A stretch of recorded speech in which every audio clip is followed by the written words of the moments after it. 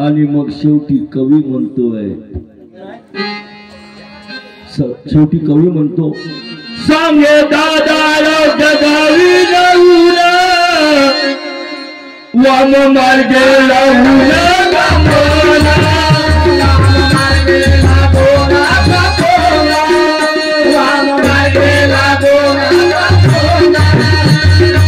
कर्मयोग आहे, कर्म करावं तर चांगलं करावं.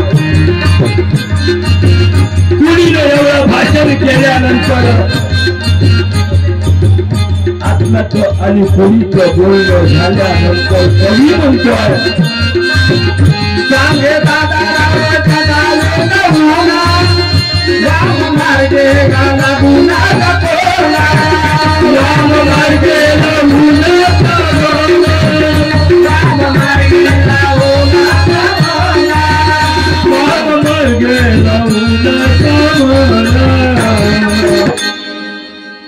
कारण वाम मार्गाने जर आपण गेलो तर केली करणी भरावे पडेल,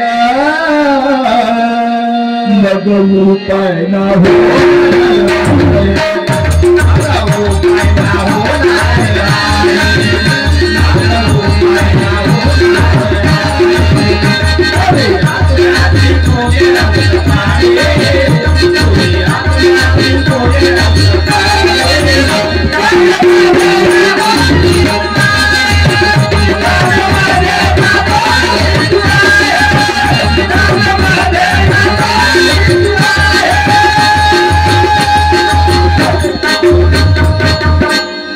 आणि म्हणून आपल्याला त्या पिढीला आणि आत्म्याला सांगायचं आहे, देव म्हणतात अंतकालेच मामे व स्मरण मुक्त्वा कलेवरम.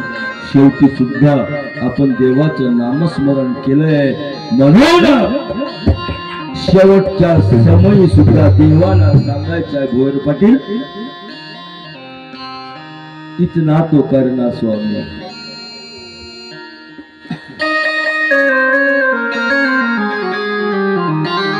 इतना तो करना चाहे जब प्राण तन से निकले,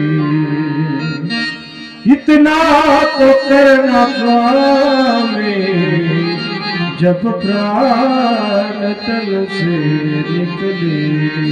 गोविंद नाम मरे गए फिर प्राण तन देवाला मागणं घालते तो भक्त देवा, इतना तो करना स्वामी.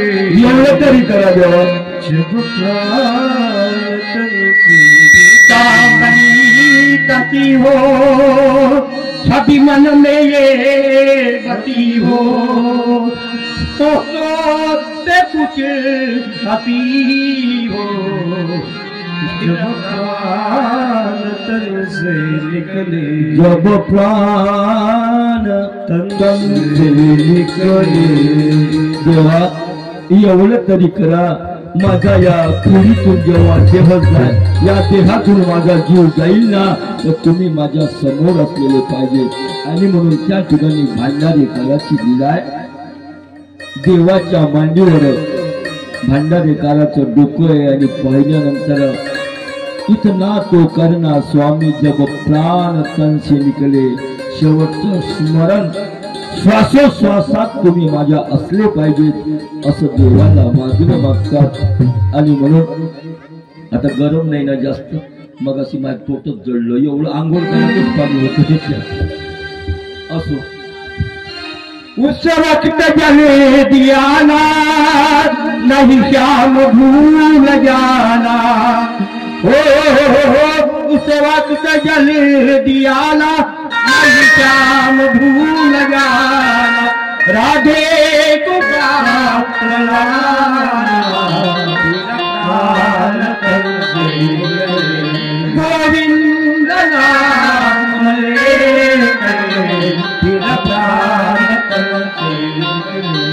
काय म्हणतात ते माहित आहे का? हो, राधे को साथ लाना. आता राधाचं काय काम आहे इथे? कवीनं म्हणून टाकलं, राधे को साथ लाना जब प्राण तन से निकले. मला सांगा, भगवंताच्या काही वेगळी आहे का राधा? भगवंत आणि राधेमध्ये फरक आहे. त्याच्यापेक्षा जास्त मोठी आहे का राधा? नाही आहे. आणि म्हणून महानुभाव फक्त एकाच देवाला मागतो. इथं राधेला महत्व नाही. राधा ही जीव आहे. राधा ही आपल्यासारखीच आहे. म्हणून राधे को साथ लाना. आता सोबत आहे तुम्ही घेऊन या, परंतु इतना तो करना स्वामी जब प्राण तन से निकले. तुम्ही माझ्या डोळ्यासमोर असले पाहिजे. अशा प्रकारे त्या ठिकाणी तो नातं या ठिकाणी दाखवलेला आहे. आणि मग नंतर श्रीकृष्ण चक्रवर्ती महाराज म्हणतात, अर्जुना, अरे आत्मा हा अजर अमर आहे, तो कधीही मरत नाही. नैनम छिद्दन्ति शस्त्राणि नैनम दहति पावक न चैदन् क्वदयन्तापो न शोषयति मारुत. नैनम छिद्दन्ति शस्त्राणि नैनम पावक न चैदन् क्वदयन्तापो न शोषयति मारुत. अर्जुना, आत्मा हा कसा आहे, तो शस्त्रानं तुटत नाही. नैनम छिद्दन्ति शस्त्राणि नैनम दहति पावक. अग्नीनं तो जळू शकत नाही. न चेदम कदयंतापन शोषयति मारुत. तो वायूनं सुद्धा सुकत नाही. असा तो अजर अमर आत्मा आहे. आणि म्हणून याविषयी तुला आता शोक करणे अजिबात योग्य नाही. आणि म्हणून हे तुझं केवळ काय अज्ञान आहे. हे तुझं अज्ञान आहे. म्हणून महानुभाव पंत हा अज्ञानाला कधीही थारा देत नाही. महानुभाव पंथामध्ये ज्ञानाचे प्रकार आहेत. सता, सामान्य, अपरोक्ष आणि विशेष ज्ञान. शब्द ज्ञान, अपरोक्ष ज्ञान, सामान्य ज्ञान आणि विशेष ज्ञानाला महत्व आहे. आपल्याला ते सांगायचं नाही आहे इथे. आपल्याला एवढंच म्हणायचं आहे. एवढं तरी समजलं पाहिजे आपल्याला. शास्त्रामध्ये गीतेमध्ये सांगितलं अर्जुनाला, अर्जुना, अरे तुला अजून सत्य कळलेलं नाही आहे. आत्मा कोण आहे, शरीर काय, तुला अजून कळलेलंच नाही आहे. म्हणून तू आता शोक करून राहिला. तुझा शोक आवर आणि युद्धाला तयार हो. म्हणून ज्ञानाचे भेद आहे. ज्ञानाचे भेद मुख्यतः 3 भेद आहे. अज्ञान, अन्यथा ज्ञान आणि यथार्थ ज्ञान. अज्ञान कुणाला म्हणावं, अन्यथा ज्ञान कुणाला म्हणावं आणि यथार्थ ज्ञान कशाला म्हणावं हे कळलं पाहिजे. अज्ञान म्हणजे काय? अरे दूध आहे, दुधात लोणी आहे असं म्हटल्याबरोबर हे झालं ज्ञान. हे झालं ज्ञान झालं. दूध आहे, दुधात लोणी आहे, हे झालं ज्ञान. पण लोणी आहे, लोणी निघालं का तव्यात बाहेर निघते का? नाही निघत. एकानं 5 लिटर दूध आणलं, त्याला अलमारीत नेऊन ठेवलं. त्याला 15 रुपयाचा उदबत्तीचा पुळा लावला. त्याने म्हणे, जय दूध राजा, सकाळपर्यंत याचं लोणी होतो. होते काय?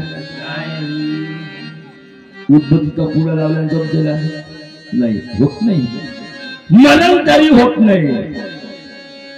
त्याच्यासाठी प्रक्रियाच करावं लागते. म्हणून हे झालं अज्ञान.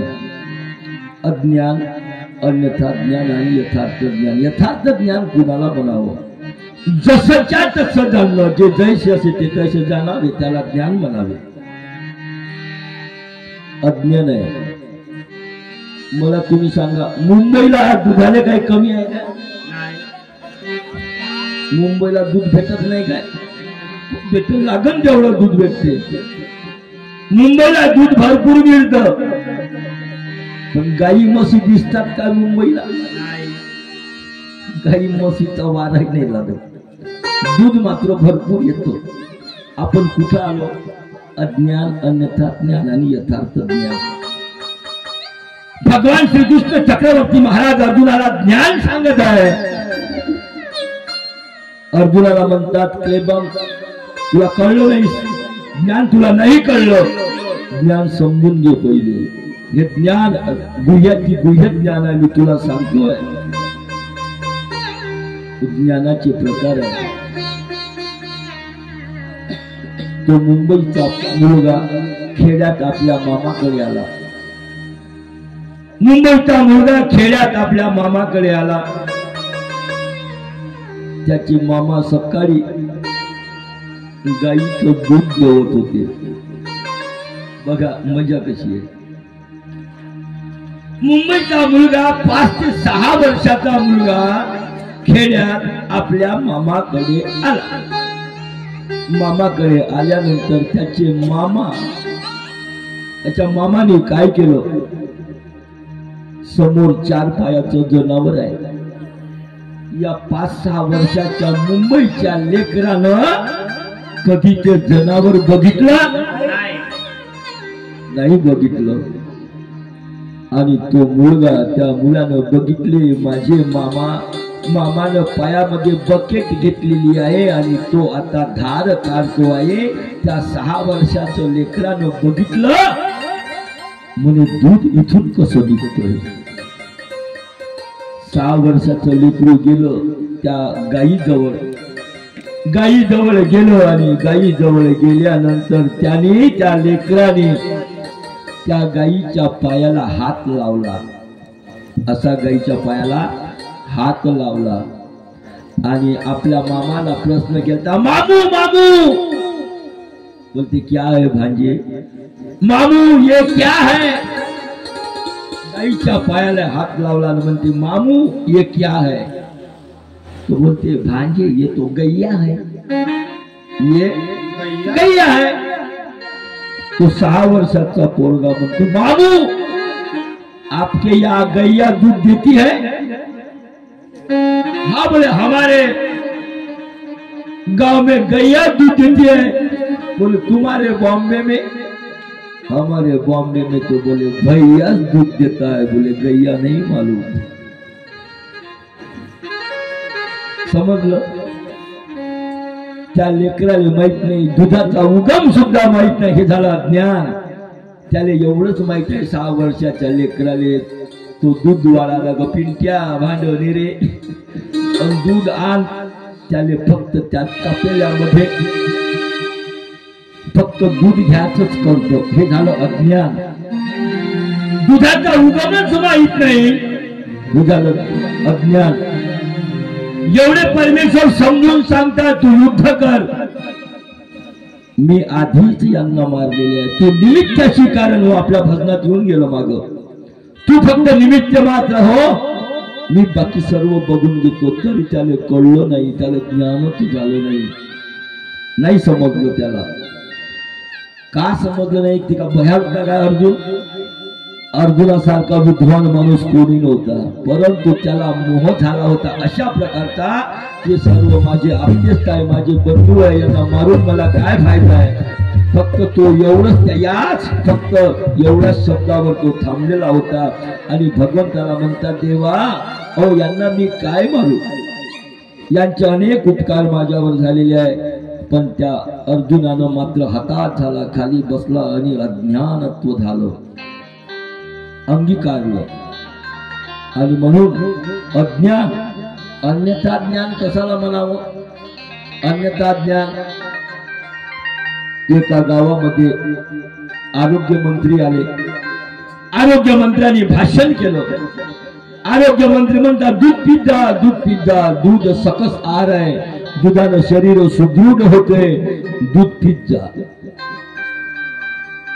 त्याच्यामध्ये एक जन्मांध आंधळा माणूस होता. त्यानं ऐकलं आरोग्य मंत्र्याचं भाषण. आरोग्य मंत्री म्हणतो दूध पीत जा, दूध सकस आहार आहे, दूध घ्या, दुधानं शरीर सुदृढ होतोय.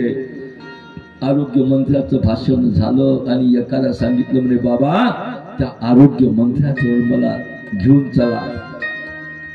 आरोग्य मंत्र्याजवळ तो जन्मांध आंधळा गेला. त्याला म्हणते बाबा तुम्ही तर सांगितलं दुधानं शरीर सुदृढ बनते, दूध पौष्टिक आहार आहे, दूध सकस आहार आहे, दूध पीत जा, मलाही दूध प्यावंसं वाटते म्हणे. दूध कसं असते? त्या जन्मांध आंधळ्यानं प्रश्न केला आरोग्य मंत्र्याला. म्हणे दूध कसं असते? म्हणे दूध पांढरं असते. दूध कसं असते? पांढरं. आता या आंधळ्या माणसाला काय माहित आहे? हात आता काय नदी नाल्यानं काय तो पांढरं म्हणजे काय? पांढरं त्याला रंग तरी समजते काय? मग म्हणते पांढरं कसं असते? म्हणते पांढरं ते बगड्यासारखं असते. कसं असते? बगड्यासारखं. आता नदी नाल्यानं गेलं का हे बगडे पाहायला गेला तरी याला दिसन काय? नाही दिसणार ना. हा तर आंधळा आहे. हा काय आंधळा आहे, याला कळलंच नाही. मग म्हणतो बगडा कसं आहे? बगडा कसं आहे? तर तेव्हा तो सांगतो आरोग्य मंत्री बगडा हा रुमण्यासारखा आहे. तुम्हाला माहित आहे? तुम्ही आमच्या इकडे पराठी राहते ना, त्याला सर्व माहिती आहे. तुमच्याकडे डवरे आहेत काय? वखर डवरे आहे काय? मग तुम्हाला माहित आहे रुग्ण. कास्तकाराला रुग्ण माहित आहे. तिशाचं, तिपलीचं, येलीचं, डवऱ्याचं, वखराचं रुमणं राहते. नागराचं लाकडी नागर त्याला बी सुद्धा रुमणं होतं. आणि म्हणून या जन्मांध आंधळ्यानं त्यातला मथितार्थ काढला आणि समजून गेला तो अरे दूध असते कसं ते पांढरं असते. पांढरं कसं असते तर म्हणे बगड्यासारखं असते. बगड्या कसा असतो तो म्हणे रुमण्यासारखा असतो. आता याला रुमणही माहित नाही. याला काय माहित बिचाराला जन्मांध आंधळ्या माणसाला रुमणं काय माहित आहे. आणि म्हणून त्यानं विचारलं पुन्हा त्या आरोग्य मंत्र्याला म्हणे भाऊसाहेब रुमणं कसं असते? ते म्हणे इकडे ये. त्याला बोलवलं. त्या आंधळ्याला बोलवलं. हात वाकुडा केला. हात वाकडा केला आणि त्याला सांगितलं बाबा याला म्हणतात रुमणं. त्याचा हात असा हातातून फिरवला. हे होय म्हणे रुमणं. असंच असते ना रुमणं. पिसाचं, तिफणीचं, येलीचं, वखराचं याले म्हणतात म्हणे रुमणं. मग याने समजून गेलं हे होय म्हणे रुमणं. मग याने गणितच काढलं. दूध असते पांढरं, पांढरं असते बगड्यासारखं, बगडा असतं रुमण्यासारखं आणि रुमणं म्हणजे दूध होय. 8 दिवस झाले आणि तो गोठ्यात गेलेला आहे. कास्तकाराचे तिथं अवजार असतात. योगा योगानं याचा हात कसा पडला त्या रुमण्यावर. पाहिलं असा हात करून पाहिला. अरे हे आरोग्य मंत्र्यानं सांगितलेलंच होय म्हणे हे दूध. त्यानं गणित काढलं. दूध ते पांढरं असते, पांढरं ते बगड्यासारखं असते, बगडा तो रुमण्यासारखा असते, रुमणं म्हणजे दूध होय. त्याला वाटलं हे तो दूध होय आणि म्हणून ते रुमणं घेतला. लागला चोखाले. रुमणं चोखायला लागला. चोखता चोखता त्याच्या हिरड्या फुटल्या, रक्त निघालं आणि स्वतःच रक्त स्वतःच पिऊन राहिलं. दुसरा एक डोळस आला. तो म्हणते तू काय करतो भाऊ? काय नाही म्हणे मी दूध पितो. मी दूध पितो. अरे कोणी सांगितलं? आरोग्य मंत्र्यांनी सांगितलं. 114 दृष्टांतापैकी रुमण्याचा दृष्टांत चक्रधर स्वामीने सांगितलं. माझे नाही बापे.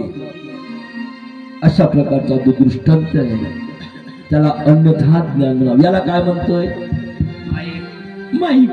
याला जर बॅटरी म्हणलं तर जमन काय? अरे माईक तो माईक आणि बॅटरी ते बॅटरी, हे झालं अन्यथा ज्ञान. आणि यथार्थ ज्ञान जसंच्या तसं जाणणं त्याला ज्ञान म्हणावे. नाही ज्ञानेन सदृशम पवित्रम हि विद्यते, अशा सारखं हे ज्ञान आहे. आणि हे ज्ञान खूप प्रकारे त्या अर्जुनाला भगवंतानी पटवून दिलेलं आहे. आणि अशा प्रकारे त्यांनी सांगितलं की बाबा रे, हे ज्ञानाचे भेद आहे. मनुष्य या सृष्टी चक्रामध्ये फिरत राहतोय. मनुष्य जन्म एकदाचा हातचा गेला तर घड्याळाच्या काट्यासारखा तो सारखा अनेक प्रकारच्या योनीमध्ये सारखा भटकत फिरत राहतोय. आणि हे केव्हा बंद होईल?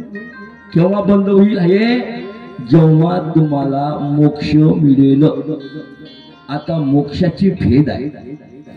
देवता सुद्धा मोक्ष देतात, परंतु मोक्षमिच्छन्ति देवता, देवता सुद्धा मोक्षाची आशा करतात.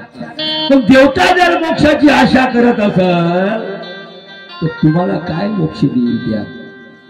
म्हणून त्या मोक्ष तुम्हाला देऊ शकत नाही. आणि जोपर्यंत तुम्हाला मोक्ष मिळणार नाही तोपर्यंत हे घड्याळ सारखी फिरत राहणार आहे. आणि म्हणून या ठिकाणी सांगितलेलं आहे अर्जुनाला, म्हणजे बाबा मी तुला सर्व पापापासून मोकळं करील, तू फक्त एवढंच काम कर, मी सांगितलं तेवढं कर. तात्पर्य म्हणजे आपण या ठिकाणी आलो, त्याला अधिकार असावे, त्याला अधिकार असावे.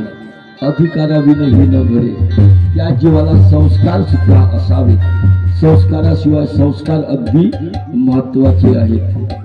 आणि म्हणून आपल्याला भगवंताने सांगितलं, भगवंत म्हणतात हतवा प्राप्स्यसि स्वर्गम जित्वा भोक्ष्यसे महिम तस्मादुत्तिष्ठं कौन्तेय युद्धाय कृतनिश्चयः. अर्जुना, तू निश्चय कर आणि युद्धाला उभा हो, अशा प्रकारे कृष्ण अर्जुनाला सांगितलं. आणि म्हणून फक्त आपण एवढंच ठरवतो की आपल्याला फक्त मोक्षाकडे जायचं आहे. आणि माणूस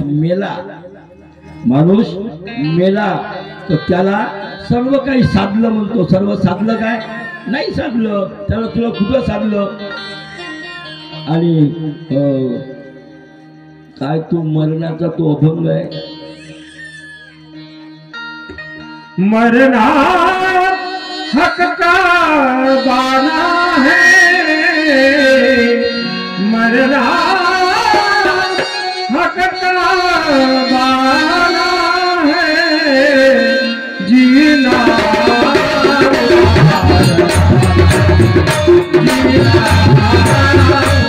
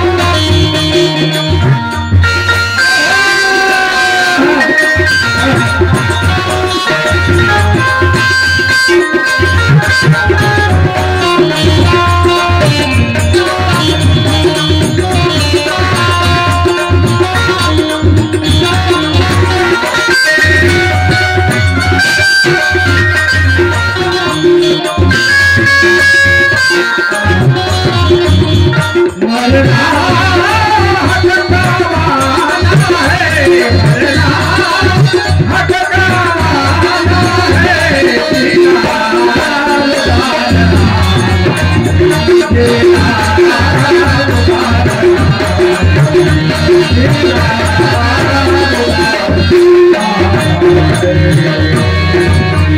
मरना हक का पाना है जिना उदार खरा मरण आहेच आणि म्हणून हक्क का बाला आहे जिला उदार खाल्या म्हणून संत म्हणतात याच साठी केला होता अट्टहास याच साठी केला होता याच साठी केला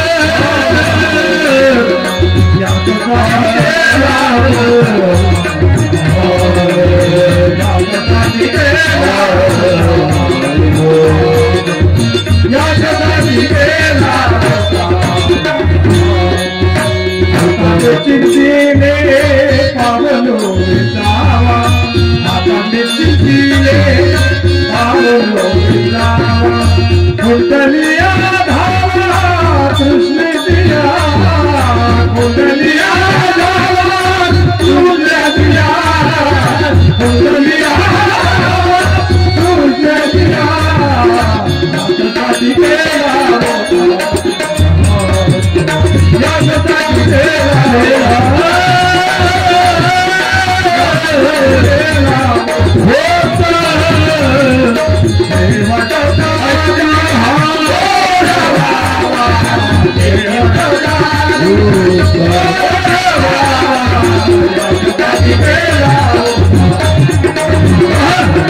यासाठी केला यासाठी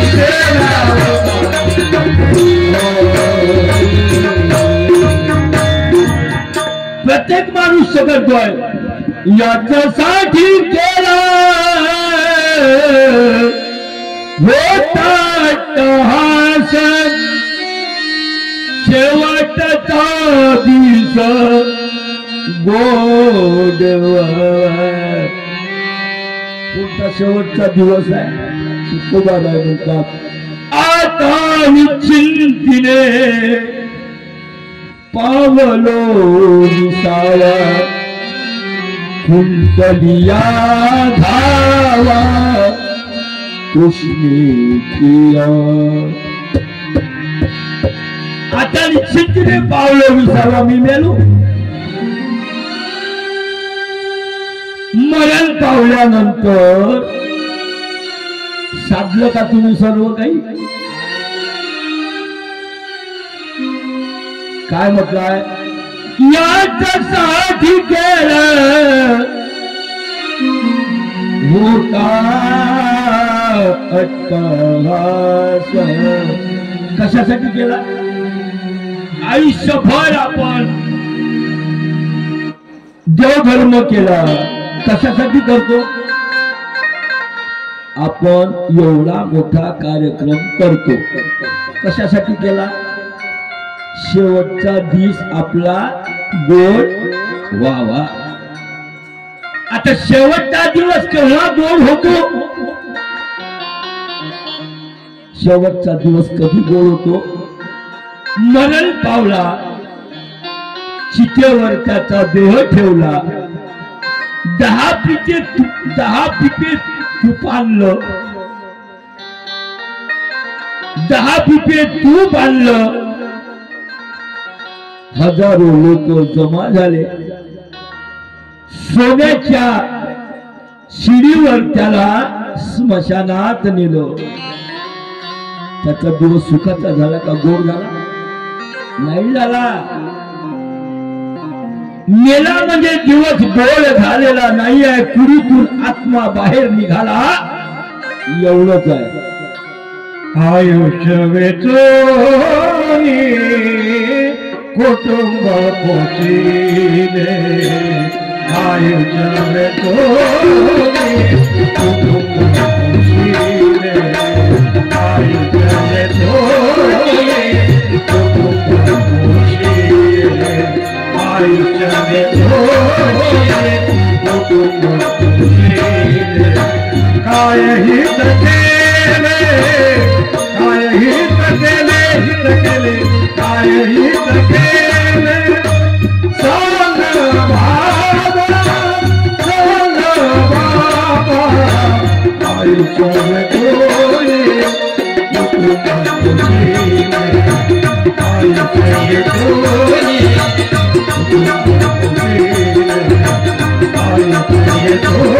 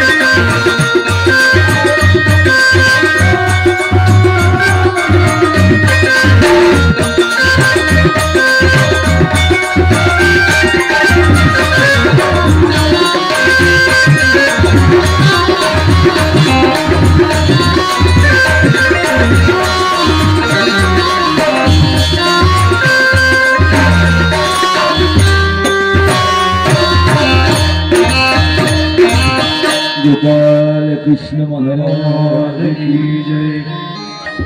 याच्यासाठी केला होता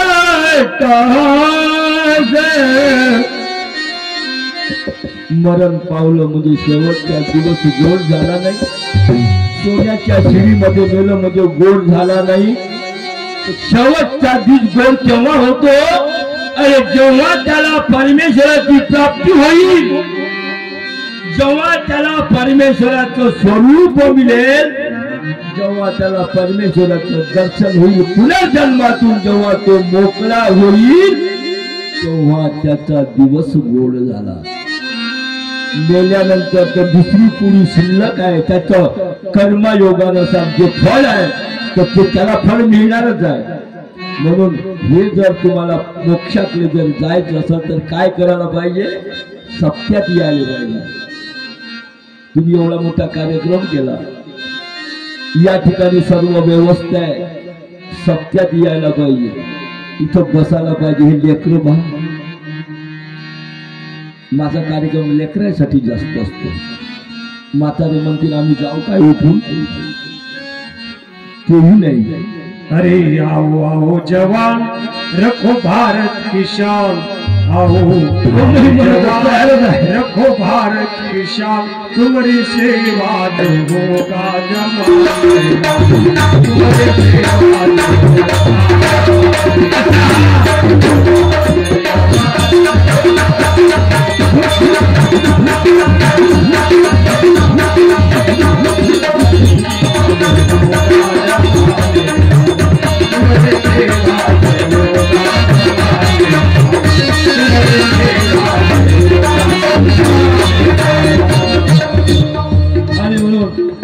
राष्ट्र संत तुकडोजी म्हणतात, नवजवान फुला भटका नाच रंग गाणे, मंदिर मंदिर कुआ कचरा नहीं दीपना प्रेम, कहे तुकया किस खुशी में रहे हुजूर, पल समान होगा मानव जीव सहो.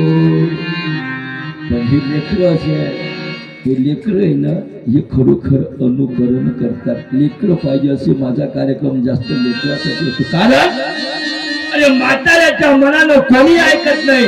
म्हाताऱ्यानं म्हटलं एखाद्या मुलाला बाबू मंदिरात जात जाऊ, एखाद्या म्हाताऱ्यानं म्हणलं बाबा अरे आपल्या गावातनी यज्ञ आहे, ज्ञानदान आहे, पोथी आहे. ते यवतमाळकडले ते तुके बाबाजी आले, त्याचं प्रवचन आहे, गोड प्रवचन करतात, चांगले चांगले कलाकार आले, जा तिथं बसा. म्हाताऱ्याच्या मनानं लेकरं ऐकत नाही, लक्षात घ्या. पण एक याच्यातला पोरगा जर दुरुस्त झाला तर हात 10 पोरं जमा करते. म्हाताऱ्याच्या मनानं कोणी ऐकणार नाही, पण या लेकराच्या मतानं बाकीचे लेकरं ऐकतात. यारे यारे नान थोरे, यारे यारे नान थोरे, यारे यारे नान थोरे, यारे यारे नान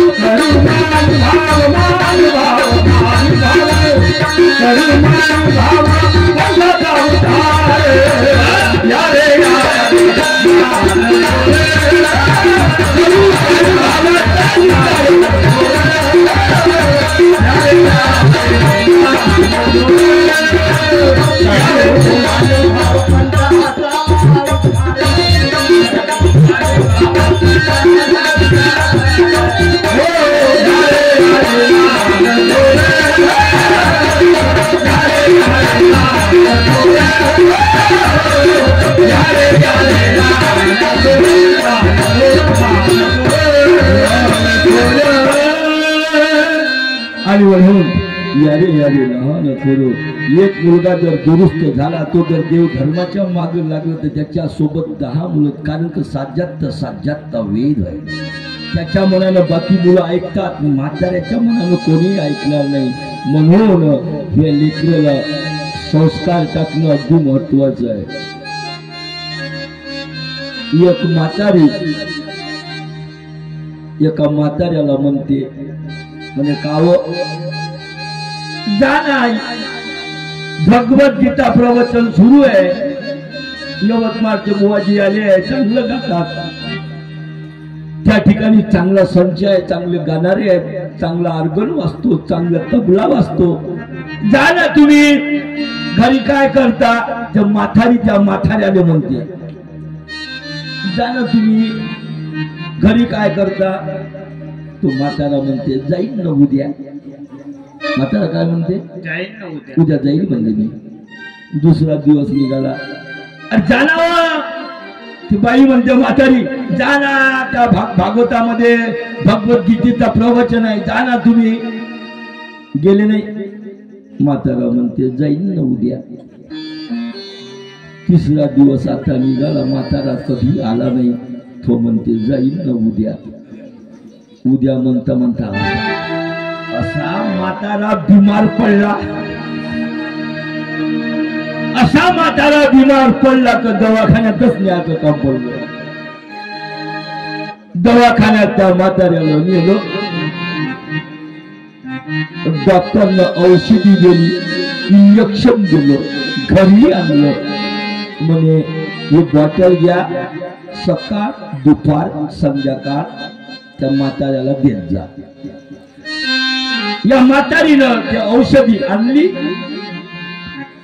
आणि म्हाताऱ्याच्या जवळ त्या खिडकीमध्ये औषधी ठेवली. सकाळचा दिवस निघाला, ते म्हातारं म्हणायला लागलो म्हातारीने, म्हणे अगं त्या डॉक्टरनं औषधी दिली, सकाळचा डोज आहे, तो मला देऊन दे ना. ते म्हणे थांबा मी देतो, जरासं काम आहे. एक गॅस आहे ना, या गॅसवर भाजी ठेवलेली आहे, हे जराशी होऊ द्या, नंतर मी तुम्हाला देते. पुन्हा 15 मिनिटं गेले. त्या म्हातारीनं कुठं त्याला दिलीच नाही औषधी. अहो औषधी देत नाही काय ते म्हणते देते ना, थांबा ना. पोळी ठेवली आहे तव्यावर, ते जळून जाईल ना, देते. तोही वेळ गेला. औषधी कधी देशील? काय मेल्यावर औषधी देणार आहे का तू? ते म्हातारी म्हणते तुम्हाला 3 दिवसापासून सांगून राहिली की पोथीत जा, पोथीत जा, पोथीत जा. पोथीत तुम्ही जात नाही ना, म्हणतात मला औषधी दे, औषधी दे. अहो पोथीत जा, तुम्ही जात नाही. उद्या जातो, उद्या जातो. आणि सर्व सप्ताह संपल्यावर मग काय गंजत व्हायला जाणार आहे का म्हणजे तुम्ही तिथं?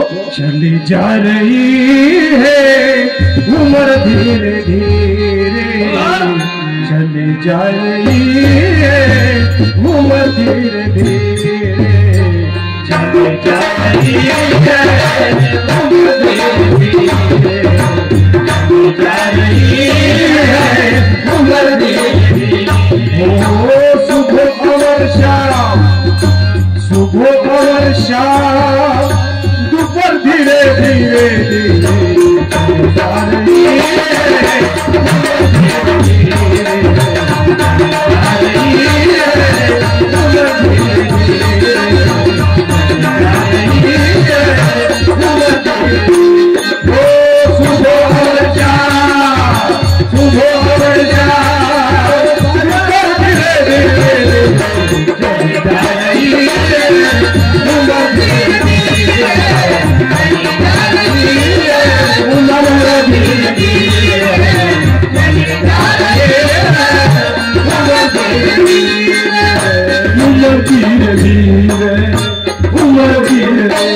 चली जा रही है उम्र धीरे धीरे. पण आपल्याला जागच कधी येत नाहीये असो. आणि अशा प्रकारे भगवंत त्या अर्जुनाला ज्ञान दिल्यानंतर काही काळानंतर तुझं शरीर सुद्धा जाणार आहे. म्हणून अर्जुना तू युद्धाला तयार हो. कारण मी जे सांगतो ना ते पुनर्जन्माच्या व्यतिरिक्त होणार आहे. पुढल्या सूत्रामध्ये भगवान श्रीकृष्ण चक्रवर्ती महाराजांना सांगतात ते तम भुक्त्वा सर्गलोक विशाल क्षीण पुण्ये मर्त्यलोकं विशन्ति. अर्जुना ते तम भुक्त्वा सर्गलोक विशाल क्षीणे पुण्य मर्त्यलोकं विशन्ति. एवं त्रयी धर्म मनुप्रपन्ना गता गतं काम कामालभन्ते. गोपाल कृष्ण भगवान की जय. भगवंत म्हणतात अर्जुना अरे स्वर्गापासूनचे सर्व लोक पुनर्जन्म घेणारे आहेत. स्वर्गापासून जेवढे लोक आहेत पुनर्जन्म एवढंच नाही. आम ब्रह्मा भुना लोक पुनरावृत्ती स्वर्ग.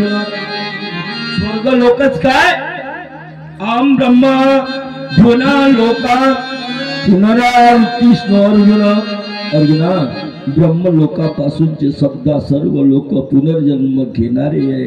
फक्त माझंच असं एक ध्यान आहे माम पेते तू कामतेय पुनर्जन्म न विद्यते. इथंच एक धाम असं आहे की इथून पुनर्जन्म माणूस येतच नाहीये. त्याला सर्व सुखाची प्राप्ती होते, आनंदाची प्राप्ती होते. अशा प्रकारे त्या अर्जुनाला बोध दिलेले. आणि म्हणून पार्था सर्वापरी उत्तम साधन करी माझे नामस्मरण. उच्चिष्ट नको करू मन आणि काठाई. दुसऱ्याच्या ठिकाणी तुझं मन जाऊ देऊ नको. फक्त एक कशी भक्ती कर जैशी का पतिव्रता. अनेक धर्म नेणे सर्वता सर्व व्रतदान कथा पतीच कारणे. पतिव्रता स्त्री सर्व आपल्या पतीसाठी सर्व काही करतो. पण हे स्वर्गलोक कसं आहे? मायेपर्यंत ज्या देवता आहे त्या देवतेच्या फळाला जीव गेल्यानंतर ह्या कशा आहेत? जोवरी गाठी आहे धन तोवरी वेशेचे सौजन्य सरल्या देते धिक्कारून न काही दृष्टी. अशा प्रकारे आहे. म्हणून जैशिका प्रतिवत्रा अनेक धर्म नेणे सर्वथा सर्व व्रतदान कथा पतीच कारणे. आणि म्हणून माझी तू भक्ती कर. आणि म्हणून दुसऱ्या चरणामध्ये भगवंत म्हणतात अनन्य चिंतयंतो माये जना पर्युपासते तेषां नित्यभियुक्तानां योगक्षेमं वहाम्यहम्. अर्जुना, अनन्य चिंतयन्तो मायजना पर्युपासते तेषां नित्यभियुक्तानां योगक्षेमं वहाम्यहम्. अनन्य भावे फक्त आणि फक्त तू फक्त एकट्याच म्हणजे माझं स्मरण कर. दुसऱ्याच्या ठिकाणी तुझं मन जाऊ नको. मयेव मनादस्व मयी बुद्धी निवेशय निवशिष्यस्य मयेव अत ऊर्ध्व न संशयः.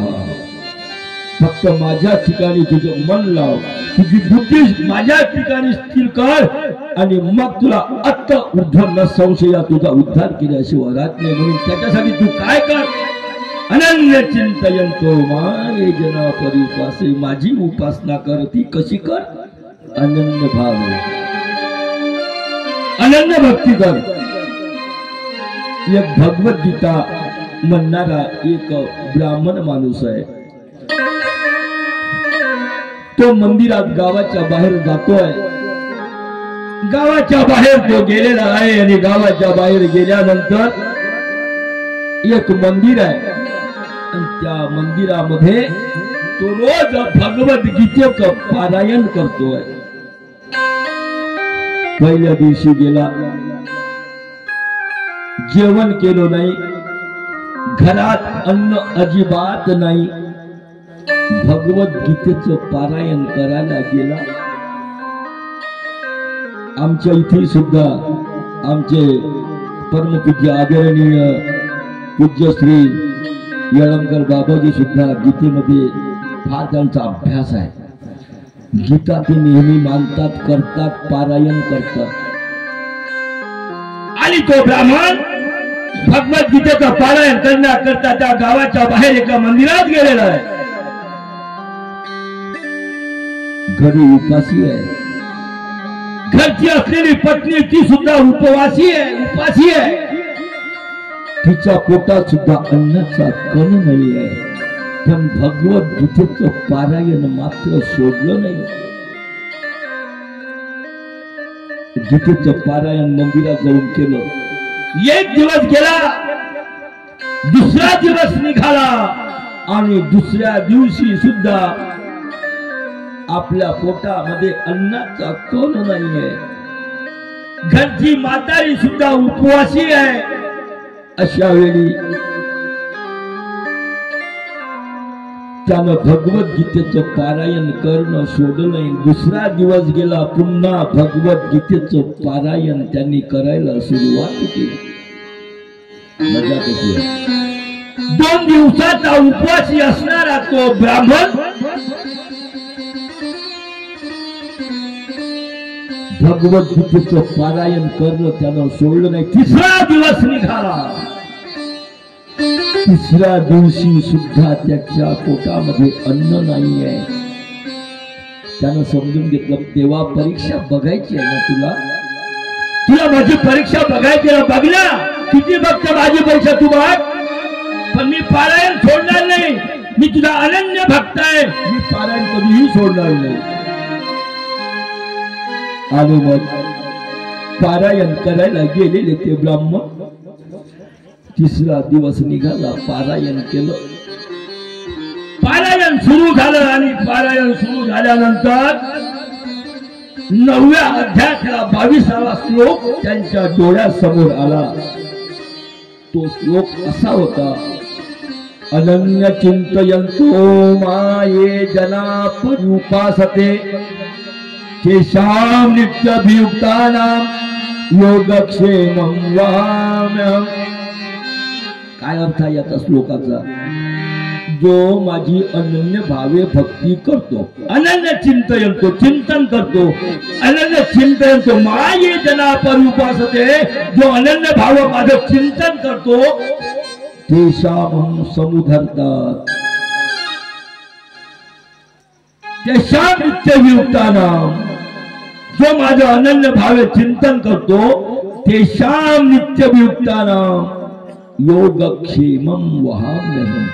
त्याची काळजी मी घेतो, त्याची काळजी मी घेतो, त्याचा सर्व कारभार माझ्यावर अवलंबून असतो, मी त्याची काळजी घेतो, असं देवाने म्हणलेलं वाक्य त्या ब्राह्मणाच्या डोळ्याच्या समोर आलेलं आहे. भाव भक्ताची जाणूने, ओ भाव भक्ताची जाणूने, धावले कृष्ण धावले, धावले कृष्ण धावले, भाव भक्ताची जाणूने, भाव भक्ताची जाणूने,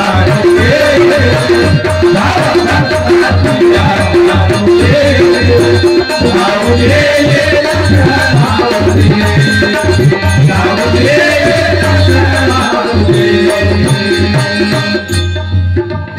धावले कृष्ण माऊले. तुम्ही श्रद्धेनं जर करता तर धावून येई कृष्ण माऊली.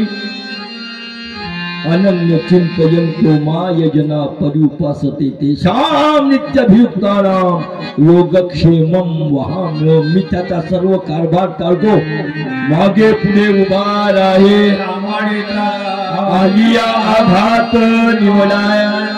मी मागे पुढे त्याच्या समोर राहतो, मागे राहतो, कितीही त्याच्यावर संकट आले तर मी निवारतो, असा श्लोक आला. तो ब्राह्मण विचार करतोय, हा जो श्लोक आहे ना हा देवाचा नाहीच आहे. अरे 3 दिवस झाले मी उपवासी आहो. देव म्हणतात जो माझी अनन्य भक्ती करतो त्याचा योगक्षेम मी चालवतो. हा कोणता योगक्षेम आहे? देवाला माझी काळजी नाही. 3 दिवस आता मी उपवासी आहो, मी माझं पारायण सोडलं नाही. देव म्हणतात त्याचा योगक्षेम मी चालवतो. हे देवाच्या मुखीचं हा वचन नाही, हे वाक्य देवाच्या मुखाचं नाहीये. ठरवलं. त्याच्याच बाजूने एक कोळसा होता. तो कोळसा घेतला आणि त्या श्लोकावरून फिरवला. हे देवाचं वाक्य नव्हे. कोळसा फिरवला, घरी गेलेला आहे. कोळसा फिरवला आणि घरी गेला, पण त्याने आपला व्रत सोडवलं नाही. कोळसा फिरवला, दुसरा 4था दिवस निघाला आणि पुन्हा तो त्या मंदिरामध्ये पारायण करण्याकरता गेलेला आहे. तो ब्राह्मण मंदिरामध्ये गेलेला आहे आणि इकडे काय हकीकत घडली? एक लहानसं मूल आलेलं आहे. लहानसं मूल म्हणजे 10 वर्षाचं लेकरू आहे, 10-11 वर्षाचं लेकरू आहे. घरी गेलो, कोणाच्या? त्या ब्राह्मणाच्या घरी गेलो. त्या ब्राह्मणाच्या घरी गेला आणि ब्राह्मणाच्या घरी गेल्यानंतर त्यानं एक गाठोळ घेतलेलं आहे आणि त्या गाठोळ्यामध्ये हिरे, मोती, जवाहर, अनेक वेगळ्या वेगळ्या प्रकारच्या मौल्यवान वस्तू आहे.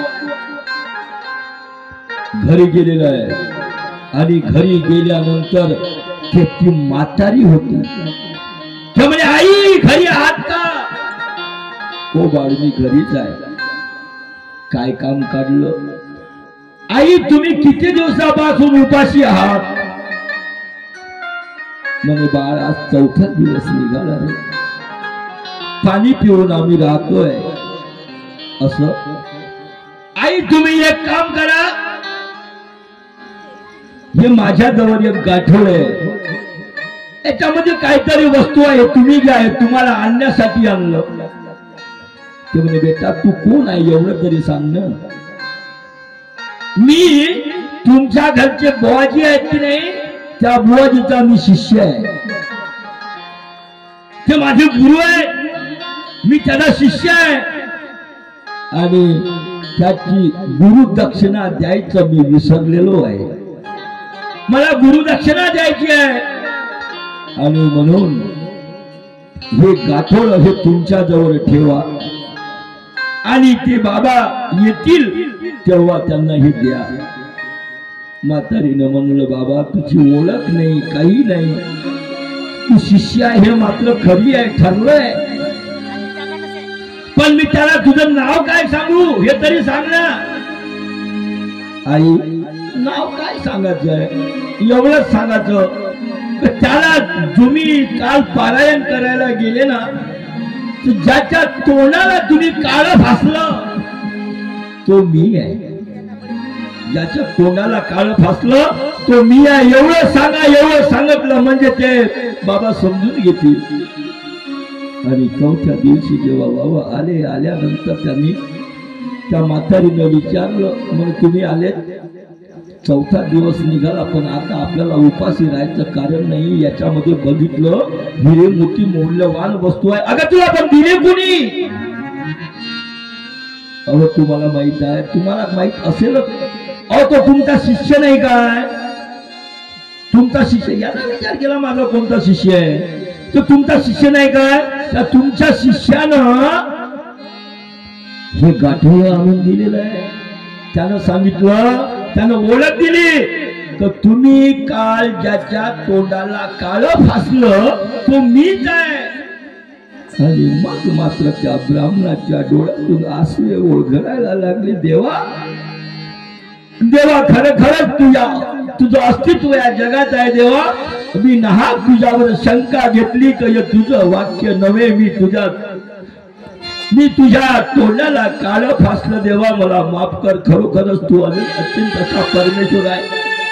आणि म्हणून देवा मला तू माफ करावं अशी माझी मनोमन इच्छा आहे. आणि म्हणून त्या ठिकाणी तो योगक्षेम हे खरोखर वचन सिद्ध केलं आणि त्या ठिकाणी त्याचा जो उपाशी राहिला तर त्याचा योगक्षेम परमेश्वराने चालवलेला आहे. अशा प्रकारे या ठिकाणची कथा आहे. जवळपास 9:15 वाजले, 9ला 10 मिनिटं कमी आहे. आणि म्हणून आपला तरी आम्ही किती अंत बघावं. जवळपास 9:15 वाजले, जेवणाचा टाइम झाला. तुम्हाला सुद्धा बाहेर गावला कोणाला जायचं, कोणाला गावातच जायचं, पण जेवण करताना आपल्या हाताला थंडी लागते आहे. आणि म्हणून जेवण हे सुद्धा महत्व आहे. आणि म्हणून बिना भुके भजन न होय गोपाला, आणि म्हणून तेही सुद्धा जाण आहे. आणि म्हणून आज आपल्याला जे जेवण देत आहेत, ज्याला आपण मानव पंथामध्ये त्याला आपण व्याळी म्हणतो, ही व्याळीची व्यवस्था सौरभ भाऊ निकेश धनराज राऊत मुक्काम कुडेगाव यांची जेवणाची पंगत आहे. तेव्हा दंडवत टाकायचं. सौरभ भाऊ निकेश धनराज राऊत यांनी समोर यायचं आहे. आणि निकेश सौरभ भाऊ यांनी या ठिकाणी आपल्या पंक्तीचा दंडवत घालायचा आहे. असा इथे दंडवत टाका. 2 दंडवत घालतील सौरभ भाऊ निकेश आणि धनराज राऊत. दोघ आहे का? एकच आहे? दोघं भाऊ आहे ना? ठीक आहे, दोघं भाऊ आहे तर एकाने टाकलं तरी होते, काही प्रॉब्लेम नाही. दंडवत म्हणा आणि त्याचा दंडवत तुम्ही स्वीकारत घ्या माझे माय बापू. अन्नदानाला खूप अशा प्रकारचं महत्व आहे. दंडवत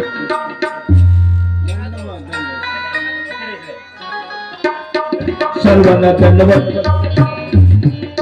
यांच्या क्रियेचा सर्व संत महंतांनी, सर्व भिक्षुक तपस्विनी आया भगिनी आणि त्याचप्रमाणे सर्व वासनिक नामधारक मंडळांनी याचा आपण स्वीकार करावा.